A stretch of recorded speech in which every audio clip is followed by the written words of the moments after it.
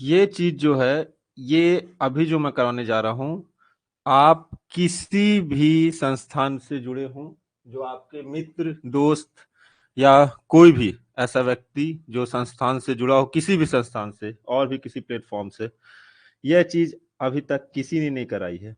यह उनके लिए है जिनको, देखिए, आपका जो जितना भी 2017 में नंबर ऑफ डेज हैं, उससे रिलेटेड बहुत लोगों को कंफ्यूजन है, बहुत ज्यादा, जहां पास लोगों को इतनी ज्यादा कंफ्यूजन है जिसका कोई हद नहीं। सर कभी 7 डेज है, कभी 14 डेज आ जाता है सर, ऐसे करके बहुत बार कॉल आई। तो हमारे माइनिंग ज्ञान ऐप, जो हमारे चंद्राकर जी हैं, उन्होंने इसको चालू करवाया है कि जो बच्चों को कंफ्यूजन है उनके लिए ये क्लास है कि नंबर ऑफ डेज, चाहे वह 7 डेज हो, चाहे वो 14 डेज हो, 30 डेज हो, 2 मंथ 60 डेज हो, उससे रिलेटेड सारा एक पीडीएफ ही बनवा दिया है। ठीक है, वैसे तो पीडीएफ आप जा करके भी वहां देख सकते हैं, ठीक है, लेकिन यहाँ पास उन्होंने इस चीज को चालू करवाया है। ये सारा जो पीडीएफ है, ये नंबर ऑफ डेज ही मैं यहाँ पास बताऊंगा कि क्या क्या चीजें कहाँ कहाँ पास 7 डेज लिखी हैं, वह सब एक साथ हो गई हैं, जिससे आपको किसी प्रकार कोई कंफ्यूजन ना रह जाए। ठीक है, नंबर ऑफ डेज से रिलेटेड कोई भी कंफ्यूजन आपको ना रह जाए, इस कारण से यह पेज को विनोद सर ने आप लोगों के लिए बनवाया है, क्योंकि उनके पास काफी लोगों का कॉल आया था कि सर हमें ये चीज बहुत ही दिक्कत हो रही है कि सर कहाँ 30 डेज है, सर कहाँ 7 डेज है, तो उन सबको एक साथ कर दीजिए। तो यह सारे के सारे 2017 में जितने रेगुलेशंस हैं, टोटल रेगुलेशंस से उठा करके चीज को बनाया गया है। यह आपके माइनिंग ज्ञान जो ऐप है उससे आप डायरेक्ट डाउनलोड कर सकते हैं। ठीक है, चलिए, इसे आपको रटना कैसे है? कुछ लोग बोले सर इसमें रटना कैसे? देखिए, अगर इसको रटना चाहते हैं ना, तो एक ही है, सिर्फ और सिर्फ पीडीएफ। हाँ, ये पीडीएफ जो है, आप माइनिंग ज्ञान ऐप से डायरेक्ट, मैं वही से निकाला हूं, डाउनलोड का ऑप्शन है वापस। तो आप ये समझ जाइए कि इसमें करना क्या है। देखिए, इसको रटना एक ही चीज है। कैसे? जो मोबाइल में, जैसे कि सामने सबके मोबाइल में अभी देखूंगा तो एक हीरोइन का फोटो होगा, उसको हटा करके इसका एक पेज रोज इसको सामने में लगाना है, स्क्रीनशॉट खींचना है।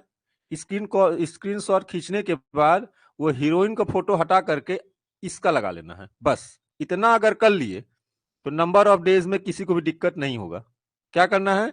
सिर्फ और सिर्फ मोबाइल में स्क्रीनशॉट ले करके इसका सामने में लगा लेना है। जैसे खोलेंगे ना, लॉक खोलेंगे तो बस ये आना चाहिए सामने, याद हो गया, बस। इससे ज्यादा ज्ञान नहीं है। अब इसमें जब भी चीजों को आप देखेंगे, इसमें जब भी चीजों को आप देखेंगे तो आपको दो चीज दिमाग में रखना है। जब भी आपसे पूछे नंबर ऑफ डेज का सवाल, तो दो चीज रखिए सब दिमाग में। पहला, जब इस पीडीएफ को पढ़िए, ठीक है, तो उसमें क्या करिए कि भैया महत्वता, क्या पूछे, क्या ध्यान देंगे? महत्वता, महत्वता। दूसरा चीज दिमाग में रखना है, एक्सपोजर। दो चीज, इससे आपको समझ में आएगा नंबर ऑफ डेज कहां पास कम होते हैं और कहां पास ज्यादा आते हैं। एग्जाम्पल के तौर पे देखिए, देखिए महत्वता और एक्सपोजर। महत्वता क्या है कि, चलिए ये वाला सवाल उठाए, जैसे कि किसी, जब माइन ऑनर कोई फर्म या एसोसिएशन है तो नोटिस कितने दिनों में दिया जाएगा? ठीक है, जब माइंस ऑनर कोई फर्म या एसोसिएशन है, जब माइंस आपका कोई फर्म या एसोसिएशन मतलब उसकी एक से ज्यादा ऑनर है, उसको मिला करके है, तो नोटिस कितने दिनों में भेजी जाएगी? तो आपको क्या रखना है कि माइंस का ऑनर, ऑनर मतलब क्या हो गया? ऑनर का मतलब आपको मैंने बताया कि डीटी, डब्ल्यूसीएल, एनसीएल, या फिर इससे आपका हो गया, ये मेन है जो हेड होता है एक सब्सिडरी का। सेफ्टी पॉइंट ऑफ व्यू से जो हेड होता है वह डीपी होता है, डायरेक्टर पर्सनल। उसी को हम क्या बोलते हैं? Owner of mines. तो इसका देखिए, ये इतनी बड़े आदमी का जब कोई भी किसी पर कोई परिवर्तन होगा, तो आप ज्यादा लेट नहीं कर सकते, आपको 7 डेज के अंदर इसकी जानकारी देनी है।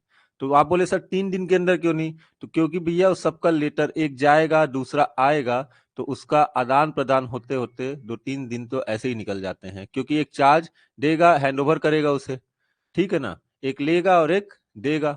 इस कारण से आपको इसकी, आपका ये क्या हुआ, ये महत्वता है, ऑनर के बारे में पूछ रहा, ऑनर, ये महत्वता हो गई। इसका एक्सपोजर कितना बड़ा है भैया, ऑनर की जब बात होगी तो यह सबसे बड़ा ओहदा है सीआईएल में, ठीक है। किसी भी कंपनी का, चाहे सीआईएल छोड़े कोई भी कंपनी है, उसमें सबसे बड़ा ओहदा ऑनर का ही होता है, ठीक, ठीक है। इस कारण से आपको इस चीज को दिमाग में रखना है। अब देखिए, सबसे पहला, यदि माइन बाउंड्री में रेगुलेशन 121 और रेगुलेशन 122 के अनुसार कोई चेंज होता है, तो न्यू बाउंड्री दिखाने वाला प्लान कितने दिनों के अंदर किया जाएगा। देखिए भैया, बाउंड्री जो है ना, जो माइन बाउंड्री है, यह दिखाना जितना जल्दी हो सके उतना अच्छा है। क्यों? क्योंकि भैया ये किसके, कौन से डिस्ट्रिक्ट में है, डिस्ट्रिक्ट ऐसा नहीं कि आपने माइंस बढ़ा दिया, डिस्ट्रिक्ट से बाहर कर दिया, समझ रहे हैं बात को। इस कारण से यह चीज बहुत जरूरी हो जाती है। तो इसमें भी आपको जितना जल्दी हो सके उतना जल्दी भेजना है। यदि माइंस बाउंड्री रेगुलेशन 121 और 122 आपका क्या बोलता है, working near boundaries in below ground, ठीक है। मतलब 121 और 122 रेगुलेशन ये कहता है कि वर्किंग नियर माइन बाउंड्रीज, चाहे वह ओपन कास्ट माइंस हो, चाहे वह अंडरग्राउंड यूजी माइंस हो, अंडरग्राउंड माइंस हो या ओपन कास्ट माइंस हो, वर्किंग नियर माइन बाउंड्रीज, जब भी आपका माइन बाउंड्री के अलोंग कोई वर्क चल रहा है और उसके अनुसार कोई चेंजेस होता है माइन बाउंड्री में, तो न्यू बाउंड्री दिखाने वाला प्लान आपको 7 दिनों के अंदर प्रस्तुत करना है। क्यों भाई? क्योंकि मान लीजिए आपने प्लान चालू, आपने काम चालू कर दिया, जैसे ही आपने वो काम चालू किया, काम चालू करने तक आपने क्या किया, यहाँ पास नहीं भेजा किसी भी चीज का प्लान, आपने लेट भेजा भैया, तब तक क्या हुआ, एक डिस्ट्रिक्ट ही चेंज हो गया। तो डिस्ट्रिक्ट चेंज होने से क्या हुआ, वह किस एरिया के अंदर आ रहा है वह चीज चेंज हो गई, किस आरआई के अंदर आ रहा है वह चीज चेंज हो गई। इस कारण जितना जल्दी हो सके आपको माइन बाउंड्री का ये चीज भेजना है। रेगुलेशन 3 में लिखी है, और 120 और 122 रेगुलेशन 121 और 122 क्या है, रेगुलेशन 121 और 122 ये कहता है कि वर्किंग नियर माइन बाउंड्रीज, 21 कहता है underground boundaries, working near underground mine boundaries, और 122 कहता है working near mine boundaries in open cast, ठीक है। चलिए, ये हो गया 7 डेज। तो आपको दिमाग में क्या रखना, मैंने बताया महत्वता और एक्सपोजर। नेक्स्ट चीज है, किसी माइंस का नेम, ऑनर चेंज होगा, तो वह माइन और माइन का ऑनर का एड्रेस चेंज होता है, तो नोटिस कितने दिनों में दिया जाएगा। विनय कुमार महतो सर थोड़ा, सर जी थोड़ा फास्ट, विनय कुमार महतो कह रहे हैं। भानु प्रकाश क्या बोल रहे हैं, सर प्लीज। चलिए, अब इसमें क्या बोल रहे हैं, किसी माइंस के नेम और ऑनर चेंज होता है, और माइन और का ऑनर,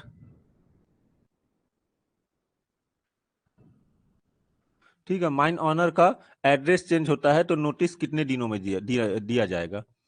अब देखिए, सबसे बड़ा बात क्या हो गया कि माइंस का ऑनर का नाम ही चेंज हो रहा है, या फिर माइंस का नाम चेंज हो रहा है। तो जितना भी पत्राचार था, आपको ऑनर का बताया ना कि safety point, DTWCL safety point of view से जितने भी चेंजेस होते हैं, जितने भी सेफ्टी पॉइंट ऑफ व्यू से पत्राचार होते हैं माइंस के ऑनर और DGMS और किसी से भी, तो वह किससे, माइंस के ऑनर के नाम से होते हैं। जब आपका ऑनर का एड्रेस ही चेंज हो गया, तो भैया एड्रेस चेंज हो गया, पत्राचार कैसे होगा, तो ये क्या होगा, इसकी महत्वता होगी। तो आपको 7 दिन के अंदर जितना जल्दी हो सके, अब यहाँ पर 30 दिन कर दीजिएगा, तो सोचिए कितना समय दे दिया आपने, 30 दिन। तो 30 दिन तक कोई भी पत्राचार नहीं हो पाएगा। पत्राचार नहीं होगा तो क्या होगा, पत्राचार नहीं, मान लीजिए कोई एक्सीडेंट हो गया, या फिर कुछ नया सर्कुलर आ गया, कोई भी नई चीजें आ गई, तो आपको उस चीज की जानकारी देना पड़ेगा ना। इसीलिए 7 दिन के जितना जल्दी हो सके। तो दिमाग में 2 चीज रखिए जब भी देश पढ़िए, महत्वता और एक्सपोजर, ठीक है।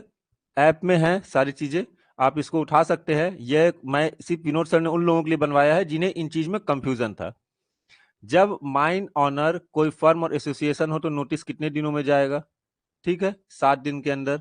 जब माइन का ऑनरशिप ट्रांसफर कर दिया जाए, तो नोटिस कितने दिनों के अंदर देगा। जब माइन का ऑनरशिप, देखिए यहां भी क्या हुआ, ऑनरशिप का ट्रांसफॉर्मेशन हो गया, एक से कोई दूसरा बन गया, ये बड़ी चीज हो गई, महत्वता और इसका एक्सपोजर भी बड़ा है, तो 7 दिन। इलेक्ट्रिकल एक्सीडेंट के फैटल डेथ हो जाता है तो नोटिस कितने दिनों में करेगा? तो आपका रेगुलेशन नंबर 8 के अंदर ये आता है, अंडर 7 डेज। ठीक है, देखिए जानकारी तो उसे 24 अब किसी प्रकार का फैटल होता है 24 आवर्स के अंदर ही दिया जाता है, लेकिन ये क्या बोल रहा है, नोटिस, नोटिस कितने दिनों में दिया जाएगा? नोटिस दिया जाएगा 7 डेज के अंदर। ठीक है, चलिए, ओपन कास्ट माइंस में मैनेजर सप्ताह में कितने दिन पर्सनल सुपरविजन करेगा? देखिए, ओपन कास्ट माइंस में मैनेजर के द्वारा 7 के 7 दिन पर्सनल सुपरविजन किया जाएगा, रेगुलेशन 43 अंडर आपका per day. Open cast mines से मैनेजर का सप्ताह में कितने दिन पर्सनल सुपरविजन होगा? तो ये 7 दिन किया जाएगा। ठीक है, जबकि अंडरग्राउंड में ऐसा नहीं है। डिस्ट्रिक्ट से सरफेस में जाने के 2 आउटलेट का इंस्पेक्शन माइनिंग सरदार कितने दिनों के अंतराल पर करेगा? देखिए, अब डिस्ट्रिक्ट से सरफेस जाने वाले 2 आउटलेट का इंस्पेक्शन, डिस्ट्रिक्ट, ये आपका शब्द आ गया कहां से? डिस्ट्रिक्ट से सरफेस जाने वाला, तो डिस्ट्रिक्ट का शब्द आया तो समझ जाइए कि वहां सिर्फ और सिर्फ माइनिंग सरदार का आ गया, जहां पास रेगुलेशन नंबर 47 के अंदर आपने रास्तों के परिचित रहने हेतु आपका कितने दिन में किया जाएगा? 7 दिन में एक दिन। भैया अब इसको देखिए, अब आपका क्या आ गया यहाँ पास, अब मैनेजर वाला काम खत्म, यहां से आ गया माइनिंग सरदार। तो माइनिंग सरदार जो आउटलेट्स करेगा, मतलब इसका इंस्पेक्शन करेगा, तो मान लीजिए 30 दिन में एक दिन करेगा, तो आउटलेट अगर 30 दिन में होगा, 15 दिन 14 दिन में होगा, तो सोचिए, क्योंकि रोज तो नहीं कर सकता, क्योंकि रोज उसको अपना डिस्ट्रिक्ट जाके अपना भी काम देखना है, तो इसलिए 7 दिन में एक बार उसको इंस्पेक्शन करना है।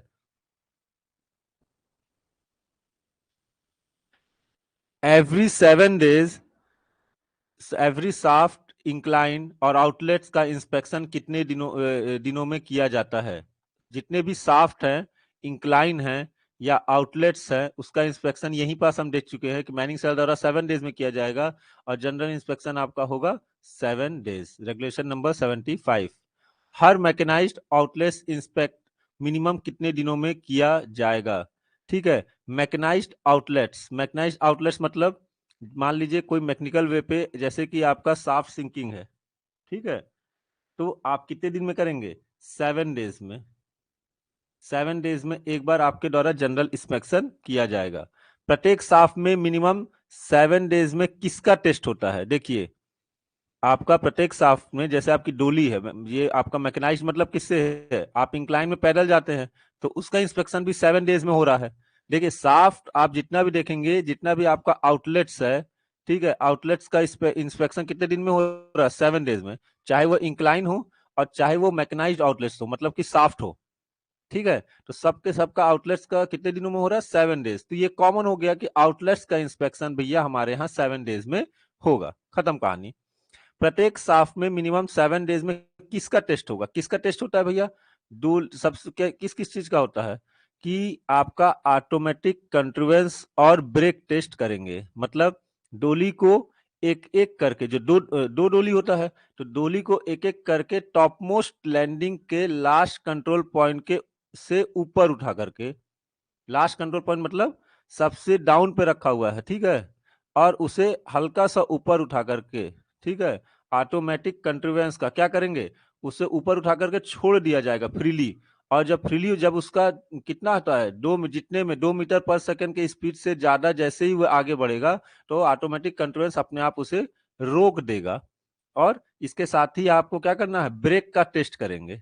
इसके साथ ही आपको ब्रेक का टेस्ट करेंगे 7 दिन में। ठीक है, इन चीजों को याद रखिए कि 7 दिन में टेस्ट करना है। ये तो हमको पता है कि साफ्ट और इंक्लाइन का जो टेस्ट होता है आउटलेट्स का, वह 7 दिन में किया जाता है। लेकिन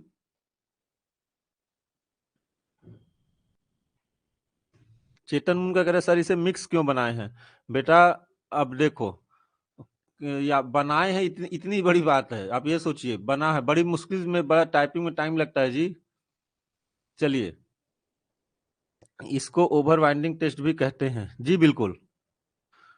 ठीक है, every mechanised outlets inspect minimum कितने दिनों में किया जाएगा? 7 दिन में। ये बात दिमाग में बैठ लीजिए कि जब भी आउटलेट्स का इंस्पेक्शन आएगा तो आपको क्या करना है? 7 डेज।